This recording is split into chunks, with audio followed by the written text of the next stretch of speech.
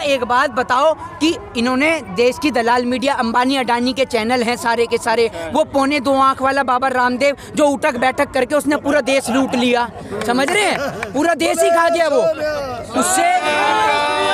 उससे कोई पूछे उस पौने 2 आंख वाले बाबा रामदेव से कि भाई जब तू रामलीला मैदान पे धरना दे रहा था तो जब पुलिस ने लाठी उठाई तो तू बुर्का सलवार और कमीज पहन के क्यों भागा, वहीं उठक बैठक ही करने लग जाता। उससे कोई पूछे। इन भाजपा आरएसएस वालों की लोगों की नज़र में सिर्फ इन्हों की नज़र में सारे के सारे आंदोलन विफल रहे हैं। वो इनका सिर्फ वो कुंभकर्ण की नींद वाला अन्ना हजारे का आंदोलन और ये इसका काने का पौने 2 आंख वाले बाबा रामदेव का आंदोलन, यही सफल आंदोलन है। बाकी सारे में तो इनको कोई नक्सली नज़र आ जाता है, कोई इनको आतंकवादी नज़र आ जाता है, कोई पाकिस्तानी नज़र आ जाता है। असल में हम भारत के लोग हैं, हम भारत देश के लोग हैं और हम अपनी भारत माँ से बेहद प्रेम करते हैं और इस प्रेम का परिणाम देने के लिए, प्रमाण देने के लिए हमें इन भाजपा आरएसएस के किसी भी नेता की ज़रूरत नहीं है। हमारे लिए हमारे घर वाली माँ से ज़्यादा अहमियत हमारे देश की माँ रखती है, भारत माँ रखती है। और बात जब उस भारत माँ की होगी तो यहाँ खड़े इस देश के लोग, यहाँ देश की पूरी 130 करोड़ जनता पूरे प्रधानमंत्री जी के साथ खड़ी है। लेकिन आप चाइना और पाकिस्तान की बात तो करो, आप तो देश के ही लोगों को प्रताड़ित करने में लगे हो, उन्हीं को शोषण करने में लगे हुए हो। आप ये बिल को, काले कानून बिल को वापस क्यों नहीं लेते? आप क्यों नहीं ले रहे हैं इसको, बिल को वापस? और आप इतना ही पता है आपको बिल के बारे में तो आप ही किसानों को समझाइए। अपने रेल मंत्री पीयूष गोयल को क्यों भेज रहे हैं या कृषि मंत्री को क्यों भेज रहे हैं, नरेंद्र सिंह तोमर को? जब आपको ज़्यादा पता है तो आप ही बताइए ना, आप ही ज़्यादा पढ़े लिखे हैं। अब मोदी जी ने इतनी मेहनत करके दाढ़ी बढ़ाई है, पूरा देश डुबा के दाढ़ी तो बढ़ाई है कम से कम, ये भी शुक्र की बात है मोदी जी के लिए। देखिए भारत बंद हुआ है और भारत बंद आपने देखा किस तरीके से हुआ है। किसी भी सरकारी संपत्ति को हानि नहीं पहुंचाई गई। कानून और संविधान के दायरे में रहकर इस देश के किसान ने भारत बंद को किया और भारत बंद करने का मकसद सिर्फ देश के किसान का इतना सा था कि अपनी आवाज़ को सरकार तक पहुंचा सके। हंगामा खड़ा करना या सरकारी संपत्ति को नुकसान पहुंचाना इस देश के किसान का मकसद नहीं है। और आप देख रहे हैं कि इस देश के किसान जब से यहाँ आंदोलन के लिए सिंधु बॉर्डर पर बैठे हुए हैं, एक भी दुकान बंद नहीं है।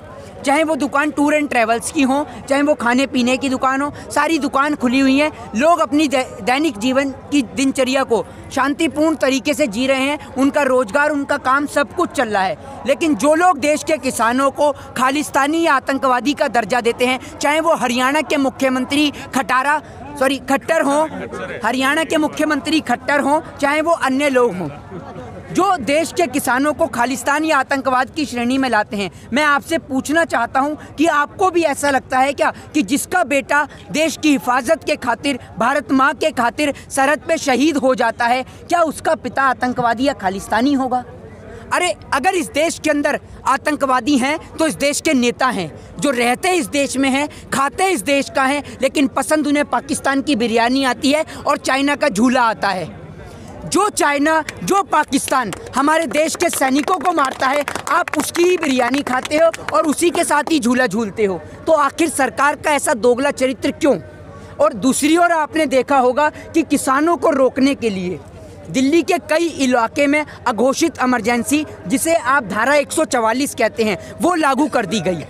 आप माना कि सरकार के अंदर हैं और आप अपनी मनचाही गुंडागर्दी चला रहे हैं, इसमें भी कोई दो राय नहीं है। लेकिन आपको कौन हक देता है? इस देश का संविधान हमें तो ये हक देता है कि आर्टिकल 19 के ज़रिए हम अपनी बात को रख सकें शांतिपूर्ण तरीके से, बिना किसी सरकारी संपत्ति को हानि पहुंचाए, कानून और संविधान के दायरे में रहते हुए हम प्रोटेस्ट करें। लेकिन सरकार हमसे वो भी अधिकार छीन रही है। जिस तरीके से हरियाणा के मुख्यमंत्री मनोहर लाल खट्टर ने इन देश के किसानों को दिल्ली आने से रोका, इनके ऊपर वाटर कैनन का प्रयोग किया गया, इनके लिए कटीले तारों का प्रयोग किया गया। वो कटीले तार, वो कोबरा वायर्स, जिनको आप आवारा पशुओं को रोकने के लिए खेत के अंदर भी नहीं लगा सकते। यानी सरकार की नज़र में इन किसानों की जो कीमत है वो आवारा पशुओं से भी बदतर है, जो आप इन कटीले तारों का, इन कोबरा वायर्स का प्रयोग कर रहे हैं।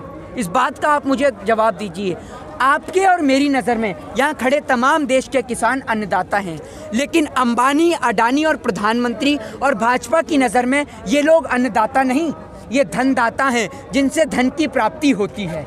ये इन किसानों को इन तीनों बिल के ज़रिए इन्हीं के खेत में अंबानी और अडानी का गुलाम बनाना चाह रहे हैं, जो ये हरगिज़ देश का किसान नहीं होने देगा।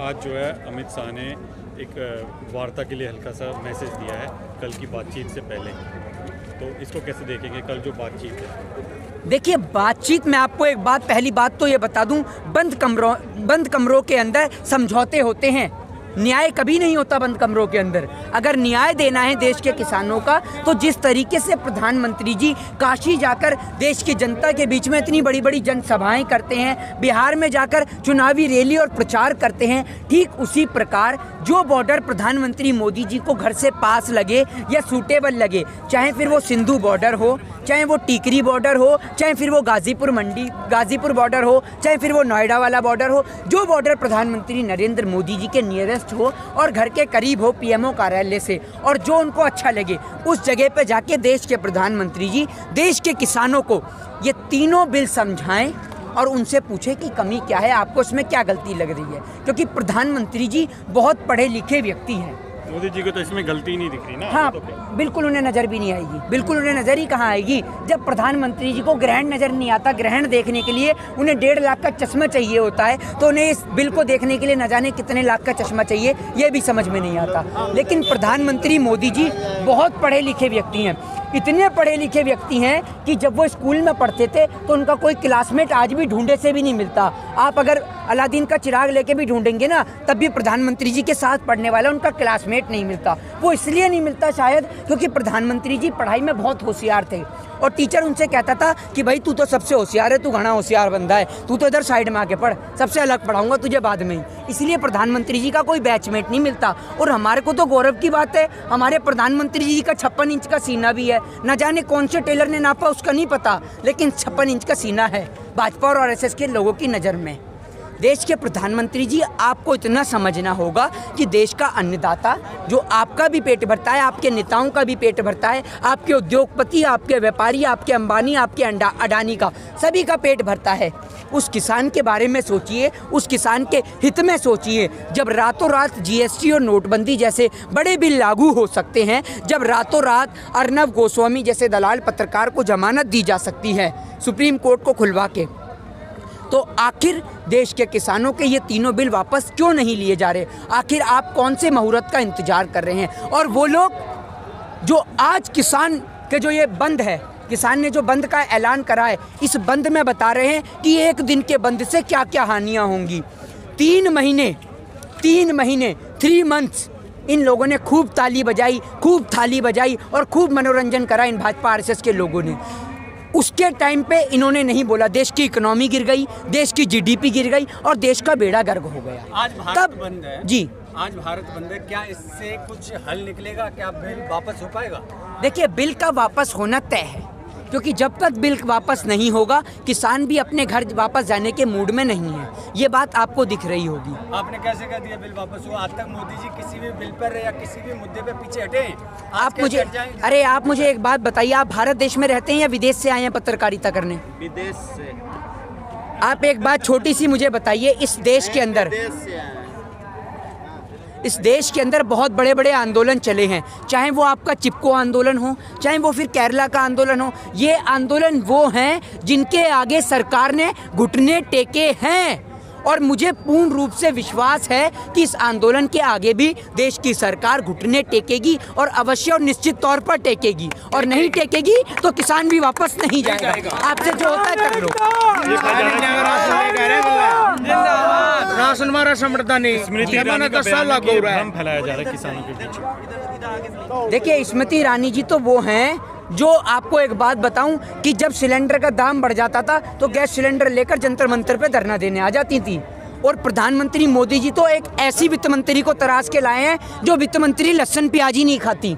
उसको तो दाम बढ़े कोई फर्क नहीं पड़ता, वो लहसुन प्याज ही नहीं खाती, समझ रहे हैं? तो प्रधानमंत्री मोदी जी बहुत मेहनत कर रहे हैं। प्रधानमंत्री मोदी जी ऐसी वित्त मंत्री ढूंढ के लाए हैं जो लहसुन प्याज ना खाए। मोदी जी ने नोटबंदी करी, अभी मोदी जी का प्रोसेस जारी है, समझ रहे हैं? अभी देश इन्होंने थोड़ा बेचा है, अभी इस देश के अंदर एयर इंडिया, BSNL, MTNL सब कुछ बिक गया। अब अगर कुछ बिकना बाकी है तो वो है अंधभक्तों की किडनी, और वो किडनी भी मोदी जी जल्दी बेच देंगे, क्योंकि जो आदमी बहन बेटियों के गहने जेवर पर नज़र डाल सकता है वो कुछ भी कर सकता है। आप ये देखिए, मोदी जी कह रहे थे कि जब काला धन आएगा तो ऐसे नोटों की ढेर लग जाएंगे कि आप चांद तक चढ़ जाओगे। इन्होंने नोटों का ढेर लगाने की बात तो दूर की, इन्होंने तो और लोगों के बैंक से पैसे निकाल लिए। बैंकों को दिवालिया घोषित कर इस देश के लोगों का लाखों करोड़ों रुपया डकार लेगा ये देश के नेता।